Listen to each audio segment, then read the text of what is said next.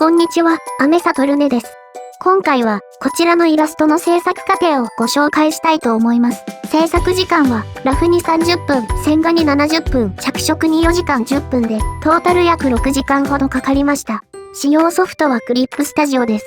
途中でサイトフォトショップも使いますが、クリップスタジオだけでも同じことはできます。今回は B5 サイズで制作します。まずはオーラフを描いていきます。テーマは、青色を使った開放感のあるイラストということだけ決めていますが、それ以外のキャラのポーズや構図は、描きながら決め、イメージを膨らませていきます。はじめはキャラを右側に配置していましたが、左側に変えました。これは衣装が後ろになびいた方が、服のデザイン的に可愛いと思ったからです。それに伴い髪がなびく方向も変えました。このように構図を決めるときは、キャラのデザインや風向きも大切にしています。背景もざっくりと描いていき、オーラフができました。次に、オーラフを元に、きちんとしたラフを描いていきます。時々、拡大、縮小したり、反転したりして、バランスを見ます。ちなみに、ラフと線画の作業の時は、黒で塗った蒸散レイヤーを一番上に敷いています。目への負担を減らすためです。実際、私は毎日パソコンで絵を描いているということもあり、白背景のまま作業すると5分ほどですぐに目が痛くなってしまいます。黒レイヤーを敷くことで、そういったことは解消できました。視力は 2.0 なんですけどね、ラフができたので線画を描いていきます。線画には鉛筆ツールの濃い鉛筆を自分でカスタムしたものを使っています。設定はこんな感じです。硬さを真ん中、ブラシ濃度を80、紙質を中めに変更しています。これによってザラザラした感じの線が描けます。レイヤー名は一目でわかるようパーツごとに名前を付けておきます。目、鼻、口などの顔パーツは一つのフォルダにまとめています。色を塗る際に目にかぶっている前髪の透け感を出すのが簡単になるからです。髪の毛などの曲線は基本的に一筆で描き、線がつながっている部分を後からところどころ太くしています。きちんとラフを描いたものの、ラフとは全然違う線を描くこともあります。なんとなく感覚的にこっちの方がいいかな、と思ったら、思い切って違う線にします。自分の直感を信じて、最終的にはノリです。手を描くときは、実際に自分で同じ手をしてみて、それを見ながら描いています。手以外にも難しい動きの時は自分でそのポーズをして写真に撮り、写真を見ながら描くか、写真をトレースすることもあります。他にも人形や 3D モデルを使う時もありますが、私はめんどくさがりなので、自分でポーズを撮る場合が多いです。そのため、スマホの写真データは謎の字取りだらけになっています。線画は結構地味な作業ですが、綺麗な線画かどうかで絵の仕上がりも変わってくると思うので、勢いのある線かつ丁寧な線となるよう心がけています。服のシワは光が当たるところや折り目のつくところなどで線を途切れさせてあげると強弱がつきます。そうこうしているうちに線画が完成しました。色分けはサイで行います。もちろんクリップスタジオでもできますが、領域検出具合が精密で気に入っているので、私はサイを使っています。線画と色はフォルダで分けておきます。線画フォルダを領域検出元に指定し、色フォルダ内でパーツごとにレイヤーを分け、バケツで塗っていきます。一通りバケツで塗った後は、鉛筆ツールで細かい部分を塗り足していきます。一番下に緑で塗りつぶしたレイヤーを敷いておくと、どこが塗れていないかが分かりやすいです。色分けができました。クリップスタジオに戻ります。まず先に背景を少しだけ進めておきます。雲のブラシは優勝のブラシ素材集のものを使用しました。後で使う鳥のブラシも同じ素材集に入っています。使えるブラシばかりでおすすめなので、リンクを貼っておきますね。背景の大体のイメージがつかめたら、キャラクターの着色に移ります。G ペンツールで肌の影を塗っていきます。頬はエアブラシでほんのりと入れます。濃い影を G ペンで少しだけ入れてあげます。最初に塗った肌の影レイヤーの透明ピクセルをロックし、濃い影をエアブラシで塗ります。頬の斜線を描きます。目の塗りに入ります。白目を塗り、影を入れました。影の境界部分はさらに濃い色で線を入れました。目にハイライトを入れ、影を塗っていきます。影は G ペンで描いた後、ぼかしツールでぼかします。影にクリッピングし、さらに濃い色で塗ります。白目の影を上3にし、目の縁を水色で塗りました。まつげの両端をレッドオレンジで塗ります。線画の色も同様に両端を塗ります。加算発光レイヤーで目の下にハイライトを入れました。瞳孔を薄い色で塗り、上から濃い色を塗って馴染ませました。透明感が出るように光を描き足します。反転してみると、目の位置が気に入らなかったので、自由変形で調整します。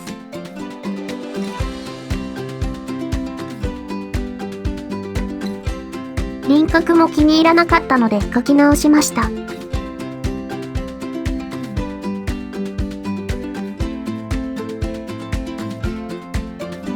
線画の色を変更します。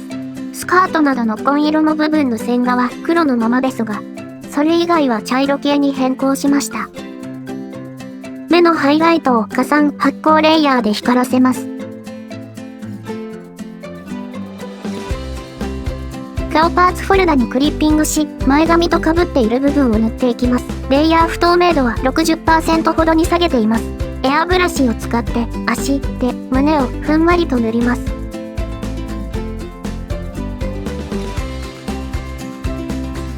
肌のハイライトを白に近い黄色で入れます。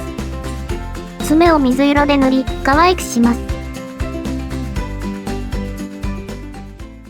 再び目の位置が気になったので修正します。顔が可愛く描けているかは最重要なので、気に入らなかったらとことんやり直します。服を塗っていきます。ブラシはクリップでダウンロードしたロマーカーを使用しています。レイヤーモードは上3です。濃い影は後から入れるので、まずは一色で塗っていきます。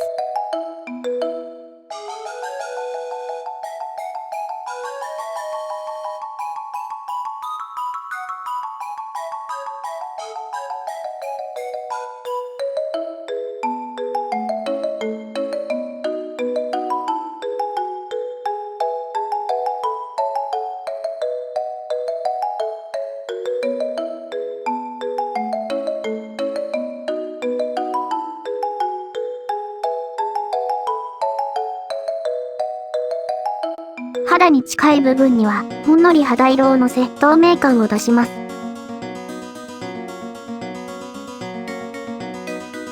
髪を塗っていきます。顔周りはふんわり肌色をのせます。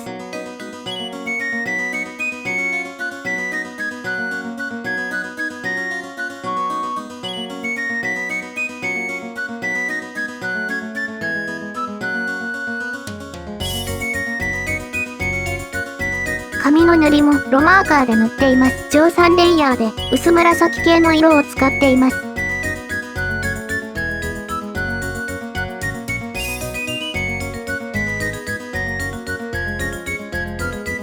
濃い影を部分的に入れていきます。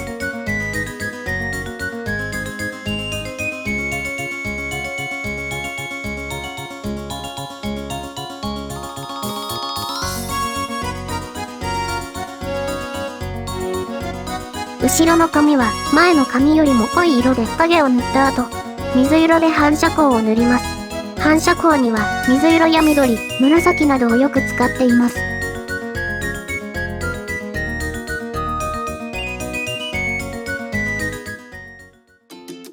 ハイライトを入れました。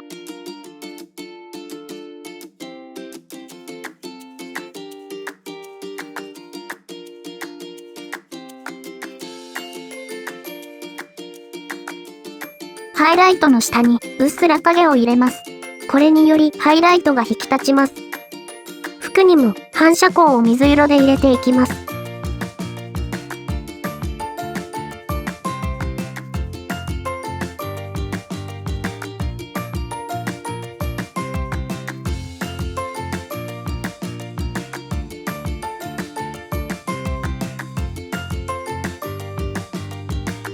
服に濃い影を入れていきます。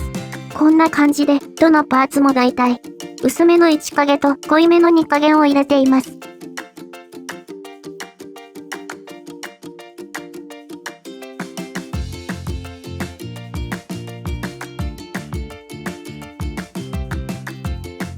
スカートに花の模様を入れます。花はフリーのシルエット素材を使用しています。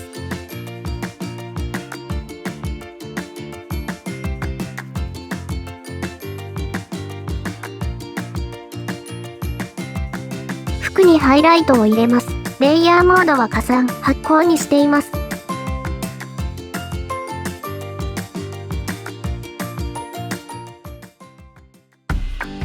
装飾の宝石を塗っていきます。まず三角形や四角形を適当に描き、紺色と白で塗りつぶします。それぞれレイヤーは分けておきます。エアブラシで塗ってグラデーションにします。全体に蒸散で影を、加算で光を入れました。鉱石ブラシで模様を追加しました。小さな丸い光をいくつか描き足し、反射光を入れました。胸元の宝石も同じように塗っていきます。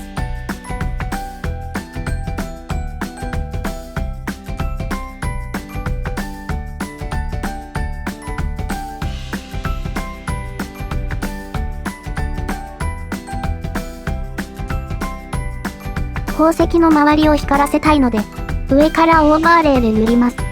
これでキャラは大体塗り終わりました。線画にもう少し強弱をつけたいので、ところどころ描き足していきます。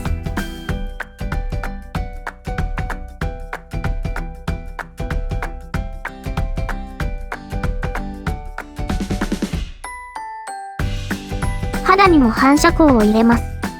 細い髪の毛を G ペンで描き足します。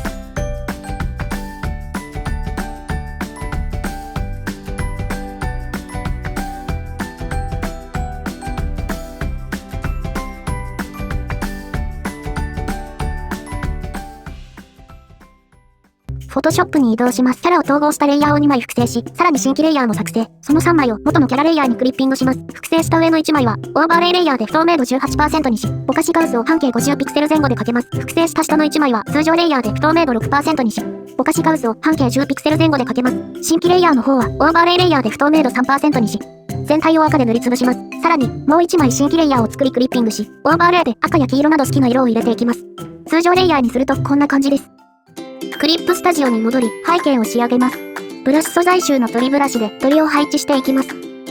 手前、真ん中、奥の3段階でレイヤーを分けています。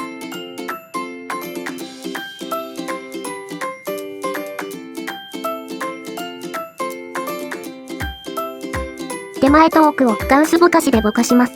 色を変更し、さらに鳥ブラシで明るい色をのせていきます。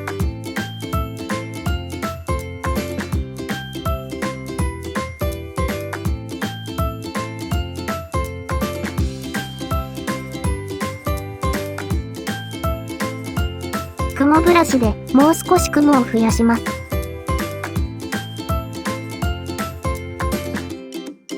花びらブラシで花びらを配置します。この花びらブラシも雲、鳥と同じブラシ素材集のものです。今度は別の花びらブラシで花びらを追加します。こちらはクリップでダウンロードしたブラシです。配置できたら花びらの形を整えていきます。花びらもぼかしました。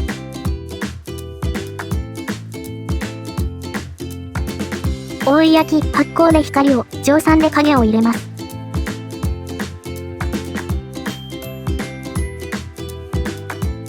しぶきや光を追加していきます。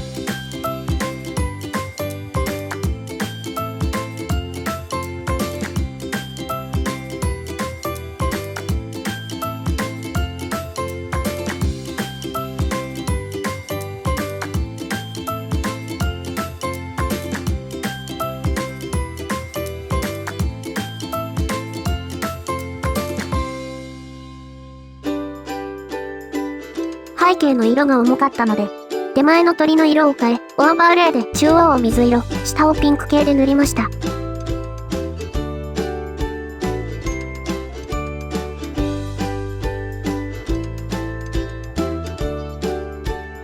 ダストブラシで光効果を追加します。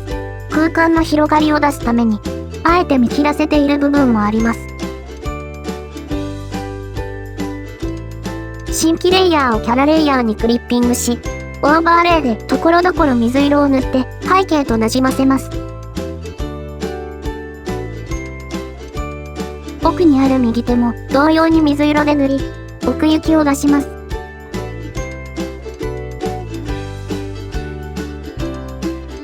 キラキラやプリズムを散らします。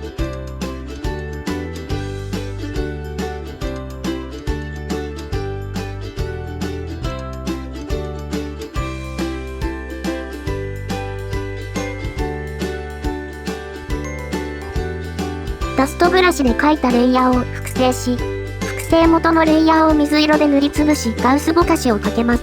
レイヤーモードはオーバーレイです。すべてのレイヤーを統合し、新規色調補正レイヤー、グラデーションマップで色味を加工します。今回は夕焼け紫を使用しました。不透明度は 6% に下げています。イラストが完成しました。ご覧いただいた通り、私は塗る順番などをあまり気にせず、カラーパレットもそこまで使わず、その時感じたままに自由に塗っています。制作時間についても、今回は全ての工程を録画していたため、6時間ほどで完成したと分かりましたが、普段はそんなに時間を気にしていません。イラストの描き方に絶対の正解はないと思うので、自分がやりたいように自由な気持ちでやるのが一番というのが持論です。皆さんにとって少しでも参考になることがあれば嬉しいです。ご視聴ありがとうございました。チャンネル登録もよろしくお願いします。